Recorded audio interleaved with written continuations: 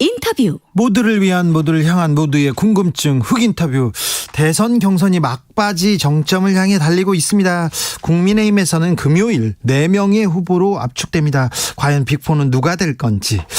그런데 국민의힘에서 때 아닌 부적선거 논란이 떠올랐습니다. 부정선거 아니고 부적선거입니다.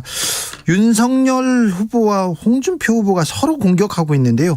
오늘은 홍준표 후보 캠프 입장 먼저 들어보겠습니다. 여명 홍준표 캠프 대변인, 안녕하세요. 네, 안녕하세요. 네, 바쁘시죠? 네, 아무래도 그렇습니다. 네, 홍준표 의원이 부적선거 포기하라 이렇게 목소리를 냈어요. 어떤 문제가 있다고 보십니까? 예, 우선 전 국민이 지켜보는 방송 토론회에서 임금 왕자를 새겨놓고 나왔다는 것은, 이게 만약 주술적 의미가 있다면 그건 그 의미대로 한 나라를 운영해보겠다고 나선 사람으로서의 문제가 있는 것이고, 네. 만약 무속적 의미가 아니더라도 요즘 정치 문화가 상당히 수평성을 지향하지 않습니까? 네.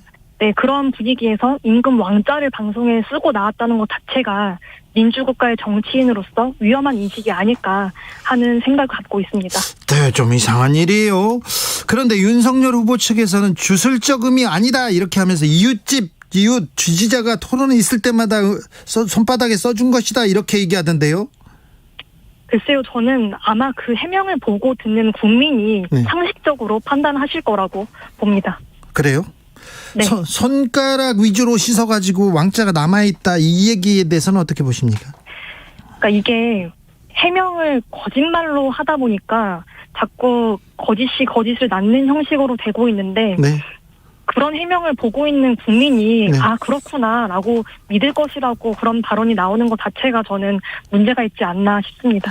자꾸 해명하는데 좀 믿어지지가 않고 계속 거짓말하는 것 같습니까? 예. 예. 홍준표 캠프에서는 저쪽 먼저 윤석열 캠프에서 또 홍준표 의원을 이렇게 공격했어요.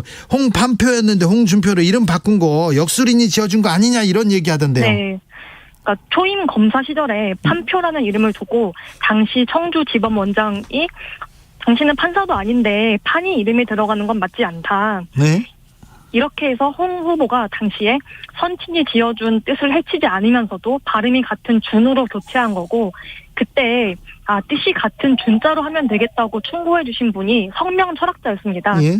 또 그리고 이분이 당시 검찰청 소년 선도위원으로 있었기 때문에 네. 그런 충고가 가능했다고 이렇게 보고 있습니다. 그래요? 그러면서 계속해서 공격하고 있습니다. 홍준표 의원은 속옷까지 빨간색으로 입고 다닌다 막 그래서 빨간색 팬티까지 나왔어요. 속옷 색깔 운운하는 것 자체가 네. 윤 전 총장이 지난 5차 방송 토론에서 저희 후보에게 한 표현대로 저질 막말 공세가 아닌가 그렇게 싶습니다. 그럴까요? 네. 윤석열 전 총장이 정치의 격을 떨어뜨린다 이렇게 홍준표 캠프에서는 얘기했어요. 예. 그러니까 언론에서 일망언이라고 지금 하고 있지 않습니까? 네. 아니, 오늘 방금 전만 해도 부산 사상구의 국민의힘 당원 인사 자리에서 윤 후보가 예. 지금 새로 들어온 당원 중에 민주당 스파이에 해당하는 위장 당원들이 있을 수 있다, 조심해야 한다라는 발언을 했는데, 예. 그것이야말로 지금 당원 모독에 해당하는 것이거든요. 네. 그래서 저는 상당히 윤석열 후보께서 정치 초년생인 만큼 아직 정제가 되지 않은 것 같다라고 보고 있습니다. 예. 자, 김건희 씨도 이름 바꿨다. 그리고 이 김건희 씨가 운세를 주제로 박사 논문 썼다. 이렇게 얘기합니다. 네. 그러니까 운세를 주제로 박사 논문을 쓰는 것은 저는 충분히 필요한 연구 주제라고 봅니다. 다만 대선 출마 전부터 윤 후보가 역술인, 무속인과 가깝다는 보도가 있었기 때문에 예. 그런 형이사각적인 것들에 관심이 많은가 보다 라고 했던 거죠. 네. 그런데 이 홍준표 후보의 개명을 손바닥 글씨와 같은 상당히 미심적인 수준의 그것으로 끌고 내려가려고 하니까 예. 저희도 당연히 입장문을 낼 수밖에 없죠. 그렇습니까? 네. 8338님께서 손바닥 글씨나 빨간 소국 모두 사생활 아닌가요? 이렇게 물어보는데요. 후보가 한 개인이, 한 정치인이 네. 속옷을 어떤 색깔을 입느냐의 문제와 예? 전 국민이 지켜보는 방송 토론회에서 손바닥에 임금 왕자를 새기고 나오는 것이 저는 같은 수준으로 비교할 수 있는 것인지 네네. 지켜보는 국민들이 판단할 문제라고 생각합니다. 그렇습니다. 윤석열 리스크 1인 뭐 1만 원 막 얘기도 많이 나옵니다. 근데 윤석열 리스크가 커지고 있는데 홍준표 후보 지지율이 반등 안 하는 이유는 뭐죠? 저는 이 지지율 문제는 일주일 전 그리고 한 달 전과 비교한 수치를 좀 봐주시면 좋겠습니다. 또 네. 출마 선언하기 전에는 윤석열 후보의 압도적인 지지율에 비해 네. 현저히 낮았거든요. 네. 하지만 지금에 와서는 윤석열 후보와 엎치락 뒤치락 하면서 1위 자리를 다투고 있습니다. 그런 네. 만큼 일주일 전에 윤석열과 홍준표의 지지율 격차가 어땠는지, 한 달 전은 어땠는지, 그런데 지금은 어떻게 돼가고 있는지를 좀 추세를 봐주시기를 바라는 그런 마음입니다. 알겠습니다. 남하은님께서 이해하고 힘 합쳐야지. 집안 싸움하다 다른 집 신나는 거 알죠? 이렇게 물어보는데요. 지금 네. 예, 충분히 그런 비판이 있을 수 있다고 보고요. 하지만 저는 경선 과정이 치열하면 치열할수록 본선에서의 경쟁력을 확보하는 것이고 또 이렇습니다. 이 경선을 거친 끝에 본선에 갔을 때 우리 당원들이 당연히 어떤 후보가 결정되든 원팀으로서 힘을 모아야 하고 또 그러한 관점으로 경선에 임하기를 바라는 마음은 저희 후보 캠프도 마찬가지입니다. 네. 2030 남성들한테 홍준표 후보가 인기가 좀 있는 것 같습니다. 그런데 2030 여성들의 표심은 어떻게 잡아야 된다고 보십니까? 여성분들이 네. 홍준표 후보에 대해서 소통이 서툴지만 가정을 위해 희생해 오느라 좀 엄할 수밖에 없었던 우리 아버지 혹은 할아버지의 모습을 좀 봐줬으면 좋겠다는 생각을 갖고 있습니다. 아, 그래요. 좀 엄했군요. 예, 노력을 많이 해야죠. 사모님한테 좀 엄하셨어요. 사모님께 항상 의리였던 것으로 제가 알고 있습니다. 아니요, 그렇지 않았어요. 제가 홍준표 후보 집에 가봤거든요. 그런데 예. 아야 과일 가져와라 막 하는데 별로 그렇게 위하지는 않으시더라고요. 그게 네. 경상도 남자 특유의 그렇죠. 그런 모습이 오해를 일으킬 수도 있는 것인데 네. 왜 얼마 전 TV조선 와카남 예능을 보고 거기서는 많은 네. 여성분들이 네. 홍준표의 다른 모습이다, 네. 인간적이다라는 이야기들을 많이 해주시더라고요. 예, 그래서 예. 한번 그 대구의 칠곡시장을 방문했을 때 얼마 네. 전입니다. 네. 80대 정도 되는 그 여성 어르신들께서 예. 홍준표 후보를 보고 홍준표가 참 참하다라고 네.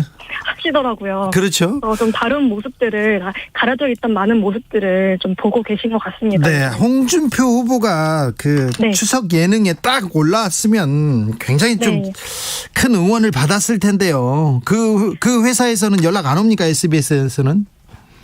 글쎄요. 그때 그 방송은 한 달 반쯤 전에 예? 딱 10% 지지율이 넘는 그 3명의 후보에게만 먼저 연락이 갔던 것으로 알고 있습니다. 네. 오히려 저는 그 해당 방송사에서 예. 요즘 저희 후보님의 지지율을 보면서 좀 아쉬워하지 않을까 하는 생각을 네. 개인적으로는 갖고 있습니다. 알겠습니다. 대장동 의혹에 대해서는 어떻게 생각하십니까?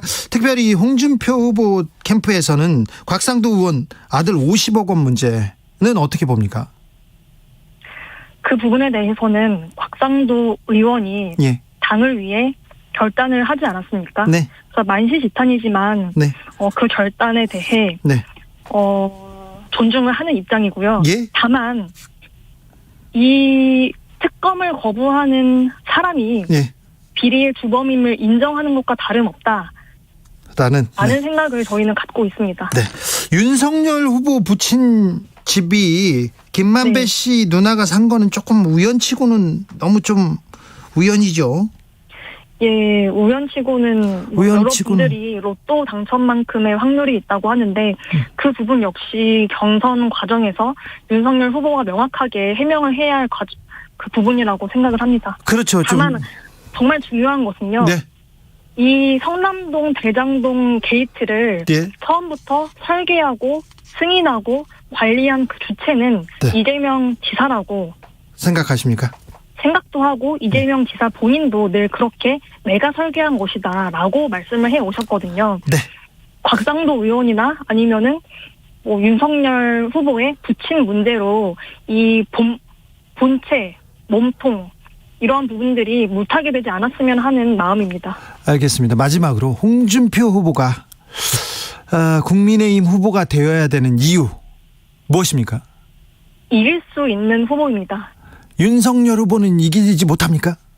그거예요. 이 나라를 위해서인데요. 만약에 저희가 5년 만에 정권 교체를 했다고 칩시다. 네. 또 해야 하고 그렇다면 지금 180석의 거대 야당을 상대해야 하거든요. 네. 그런데 윤석열 후보는 이런 표현은 좀 죄송하지만 민주당 입장에서는 진영의 배신자가 아닙니까? 네. 당선 다음 날부터 저는 그 거대 야당이 들어 누울 것이라고 생각을 하는데 네. 자 그러면은 그럴 수 있는 상황에서 이 거대 야당과 타협해가고 협의해가면서 조금이라도 이 국민의 이 정권 교체의 열망을 실현시켜줄 후보가 누구인가? 저는 홍준표 후보밖에 없다고 생각을 합니다. 알겠습니다. 이성권님께서 저도 홍준표 후보 좋아합니다. 좋아하긴 하는데 참하다는 말에는 동의를 못하겠네요. 저도 좀 힘드네요. 참하진 않잖아요. 우리 홍준표 후보가. 실제로 보신 그 홍준표 후보보다 나이가 좀 있으신 알겠어요. 여성 어르신들께서 네. 해주신 말씀입니다. 알겠습니다. 가까이서 보니까 참합니까? 홍준표 후보? 어때요? 그것은 또 저희 후보에 대해 네. 한참 연배가 어린 제가 네. 할 수 있는 말은 아니라고 생각을 합니다. 좀 귀여운 구석은 있어요, 홍준표 후보? 아니 그럼요.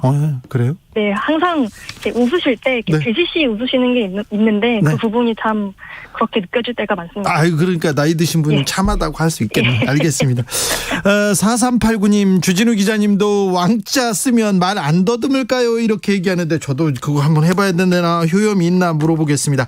지금까지 여명 홍준표 캠프 대변인이었습니다. 네, 감사합니다. 나비처럼 날아 벌처럼 쏜다. 주진우 라이브.